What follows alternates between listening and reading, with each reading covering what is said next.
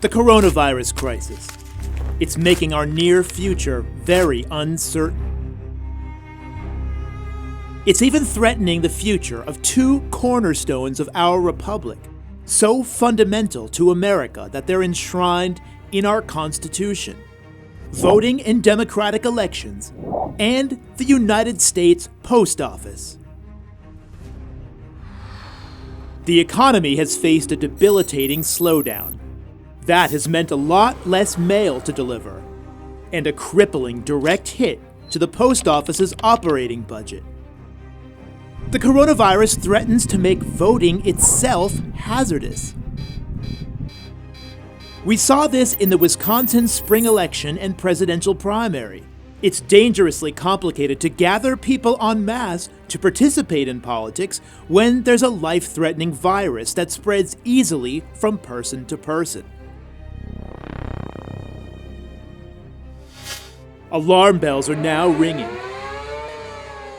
How will America handle the upcoming presidential election in November? A strong solution being forwarded would be to conduct the vote by mail, something that's already legal in many states in the Union. But President Donald Trump, who has long denounced the post office and spread conspiracy theories about the soundness of our elections, smells blood in the water. Seeing that these institutions are under fire, he has turned his hostility on both.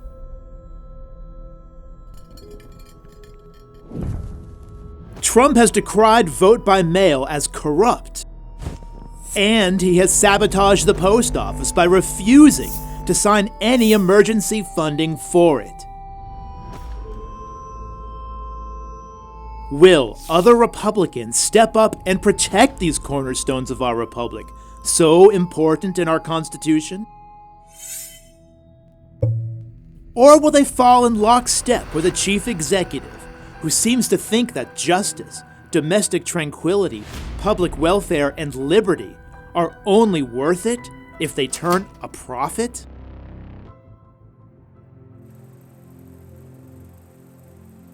Congressman Ken Calvert said in our nation's capital on June 27, 2019, "Let's be clear. We want to give people who need it an opportunity to vote by mail." Even decades ago, Calvert was quick to go on the record. He conveyed his confidence in the ability of the post office to skillfully and safely handle the people's sensitive business of voting. In 1993, Calvert attested, "Throughout the nation's history, we have expanded the voting franchise to more and more Americans, in keeping with the philosophy that voting is a right. My state of California allows people to register to vote at post offices and through the mail." In a 2017 telephone town hall, Calvert publicly worried about Russia and other hostile actors hacking into computerized election systems. He affirmed, "We have a responsibility to protect the sacred voter box." And said, "I think maybe we ought to look at going back to paper ballots." Voting by mail is exactly that, a paper ballot system. Ken Calvert also voted for and was an outspoken supporter of the 2017 Consolidated Appropriations Act. This empowered U.S. citizens living abroad to vote by mail, with postage paid by U.S. government tax money. And whenever Ken Calvert himself has come up for re-election, he has always taken to social media to remind his constituents to use the post office and vote by mail to vote for him.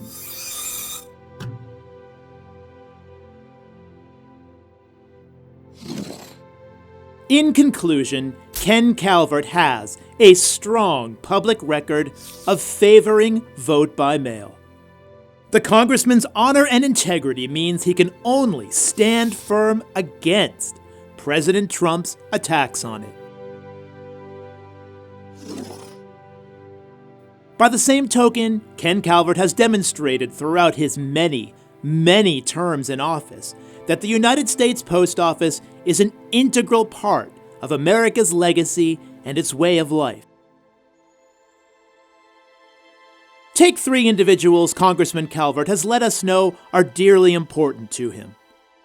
His political hero, Ronald Reagan, whose electoral campaigns Calvert repeatedly volunteered for throughout his life, and whom he attested shaped his politics as a young man. His former House colleague, J. Stephen Horn, and a former office intern and West Point graduate who died bravely, in action, in the Iraq War.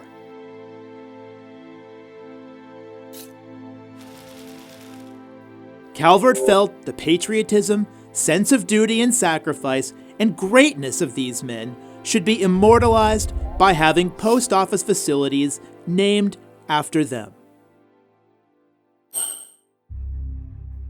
If the Republican Party turns against fair and safe elections, and turns against our constitutional post office, his actions over 27 unbroken years in the House of Representatives show us that Ken Calvert is an unwavering supporter of vote by mail and the United States Post Office.